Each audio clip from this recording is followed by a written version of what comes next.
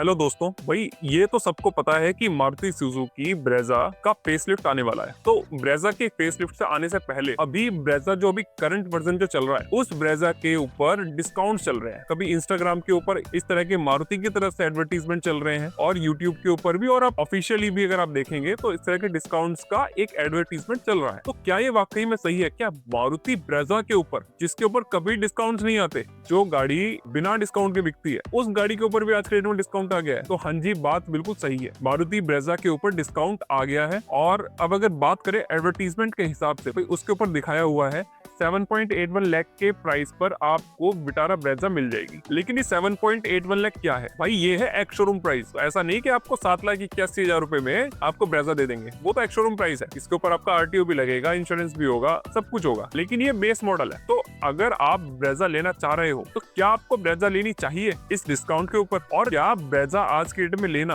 ज्यादा फायदे का सौदा है, या फिर आपको नई वाली ब्रेजा का जो फेसलिफ्ट वर्जन आ रहा है उसे लेना चाहिए? आपको डिस्काउंट भूल जाना चाहिए। और अगर आप इस कार को लेते हो तो किन लोगों को ये डिस्काउंट मिल सकता है, चलिए बात करते हैं। तो सबसे पहले बात आती है, हाँ भाई, क्या 7,81,000 रुपए में ब्रेजा मिल रही है? हाँ जी, एक्स शोरूम प्राइस पर 7,81,000 रुपए में आपको विटारा ब्रेजा मिल रही है। पर ये जो आपकी अभी जो ब्रेजा चल रही है ना, जो अभी बिक रही है, ये वो वर्जन है। और हो सकता है कि ये 2025 के मॉडल खड़े हो। वैसा ब्रेजा के 2025 के मॉडल खड़े होना बहुत मुश्किल है, लेकिन क्या पता खड़े हो। और अगर नहीं भी खड़े हुए तो आपको कुल मिला के करंट वाला वर्जन मिल जाएगा। सेकंड थिंग, तो ये तो आपको पता चल गया, हाँ जी 7,81,000 रुपए की ब्रेजा है। लेकिन ये डिस्काउंट है कितना? एक्चुअल में कितने रुपए का आपको डिस्काउंट दिया जा रहा है? तो अगर आपको पता चले, ये एक्चुअल में टोटल सब कुछ मिला के 40 से 45,000 रुपए का डिस्काउंट है। तो 40-45,000 डिस्काउंट तो भाई बहुत होता है, लेकिन इसके ऊपर है भाई साहब टर्म्स एंड कंडीशंस अप्लाई। तो टर्म्स और कंडीशंस में क्या है भाई? 40 से 45,000 रुपए में सबसे पहले आपको 15,000 का तो कैश डिस्काउंट है, तो 15,000 रुपए का तो कैश डिस्काउंट हो गया। इसके अलावा आपको 10 से 20,000 रुपए एक्सचेंज बोनस मिलता है। तो अगर आपकी कोई पुरानी कार है, आप उसे चेंज करके ब्रेजा लेना चाह रहे हो, तो आपको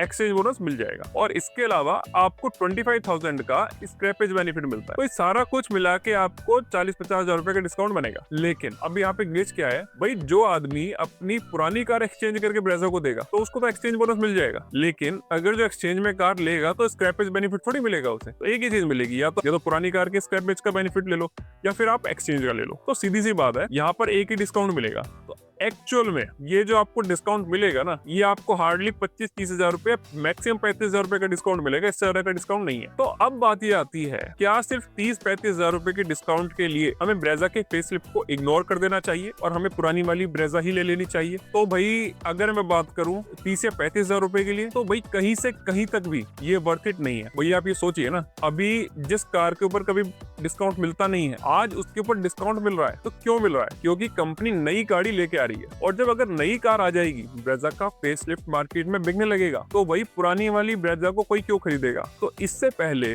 कि नई वाली कार आए, नई वाली ब्रेजा का फेसलिफ्ट आए, इससे पहले पुरानी वाली ब्रेजा को स्टॉक आउट कर रहे हैं। तो अभी तो ये 10-15-20,000 रुपए या 30,000 रुपए के डिस्काउंट पे आपको कार दे रहे हैं। भाई अगर नई वाली आ गई ना, तो हो सकता है इनको 70,000 का डिस्काउंट देना पड़े। तो ये तब तक नई कार अपनी लॉन्च नहीं करेंगे जब तक ये देखेंगे शायद ये पुरानी वाली ब्रेजा पूरी तरह से बिक ना जाए। तो एक तो पॉइंट ये है। और दूसरी चीज, सीधी सी बात है, अगर ये डिस्काउंट 30 से 35,000 रुपए की जगह 1 लाख रुपए का डिस्काउंट होता, 1,25,000 रुपए का डिस्काउंट होता, तो भाई मैं कह रहा हूँ ये अच्छी डील थी। फिर तो आपको पुरानी वाली ब्रेजा ही ले लेनी चाहिए थी। लेकिन 1 लाख 1.25 लाख रुपए का डिस्काउंट तो भाई मारुति बिल्कुल नहीं देगी, खासकर ब्रेजा के ऊपर। ठीक है, तो इससे अच्छा ये है, आप ब्रेजा का जो फेसलिफ्ट आ रहा है उसका वेट कर लो। क्योंकि ब्रेजा का जो फेसलिफ्ट आ रहा है ना, उसमें माइनर चेंजेस नहीं है। उसके अंदर जो चेंजेस हैं भाई, इंजन का डिफरेंस है। अभी जो 1.5 लीटर का नेचुरली एस्पिरेटेड इंजन आता है ब्रेजा का, वो तो आएगा ही आएगा, लेकिन इसके अलावा एक टर्बोचार्ज इंजन भी आ रहा है, जो आपको 1 लीटर टर्बो वाला इंजन होगा। तो भाई जिन लोगों को ना नेचुरली एस्पिरेटेड इंजन नहीं चाहिए, जिन लोगों को थोड़ा सा कार के अंदर पंच चाहिए, वो जो टॉर्क हायर आरपीएम पे मिलता है, वो टॉर्क आपको वही 1500, 2000, 2500 आरपीएम के आसपास मिल जाना चाहिए। तो भाई फिर तो आप टर्बो वाला इंजन के लिए बात कर लेना, क्योंकि टर्बो वाला इंजन जो है आपको पावर तो अच्छी देगा, लेकिन उसके साथ एक और ग्लिच है भाई साहब। उसके साथ प्रॉब्लम ये होगी कि वो कंपैरेटिवली आपको लो माइलेज देगा। तो भाई किन लोगों को नेचुरली एस्पिरेटेड वाली ब्रेजा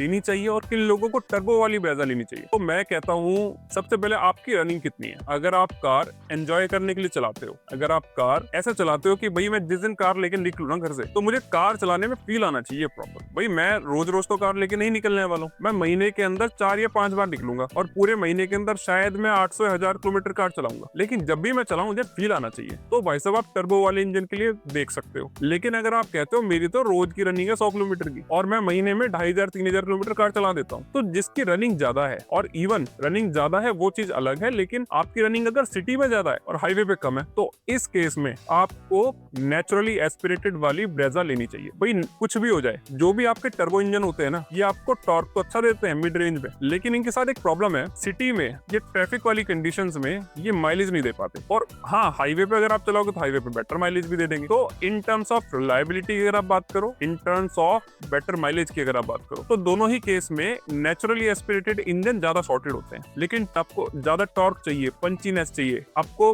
कार चलाने में फील आना चाहिए, तो भाई टर्बो इंजन उसके लिए हैं। बट एक बात आप हमेशा ध्यान रखना, जो कार की वैल्यू रीसेल मार्केट में जो होती है ना, वो नेचुरली एस्पिरेटेड इंजन की ज्यादा होती है as compare to turbo engine, क्योंकि टर्बो इंजन में एक सर्टेन टाइम के बाद उसमें प्रॉब्लम आने के चांसेस ज्यादा होते हैं। तो यूज कार मार्केट में आपको नेचुरली एस्पिरेटेड इंजन एक अच्छी रीसेल वैल्यू देके जाएंगे as compare to turbo engine. अगर मैं इस चीज को टोटल कंक्लूड करूँ ना, भाई अगर आपको वाकई में ब्रेजा ही लेनी है, 30,000-40,000 रुपए का आप डिस्काउंट को तो भूल ही जाओ, क्योंकि 30-40,000 रुपए में डिस्काउंट में कुछ भी नहीं हो रहा। अगर यही डिस्काउंट 1 लाख रुपए का होता, भाई साहब आप जाके इसको ले लेते। लेकिन इससे 1 लाख रुपए से नीचे का डिस्काउंट कहीं से कहीं तक भी बर्थ नहीं है। तो मेरी ओपिनियन तो ये है, अगर आप वाकई में ब्रेजा ही लेने वाले हो तो भाई साहब वेट फॉर इट। आप एक बार नई ब्रेजा को लॉन्च होने दो, फेसलिफ्ट को लॉन्च होने दो, और लॉन्च होने के बाद आप फिर अपना माइंड मेकअप करो कि हाँ जी ब्रेजा ही लेनी है, तो उसका कौन सा इंजन लेना है, नेचुरली एस्पिरेटेड लेना है या फिर टर्बो इंजन लेना है। और मैं तो कह रहा हूँ, अगर आपको नेचुरली एस्पिरेटेड इंजन भी लेना है तो भी आपको 30-35 हजार रुपए का डिस्काउंट नहीं देखना चाहिए, आपको नई ब्रेजा ही लेनी चाहिए जो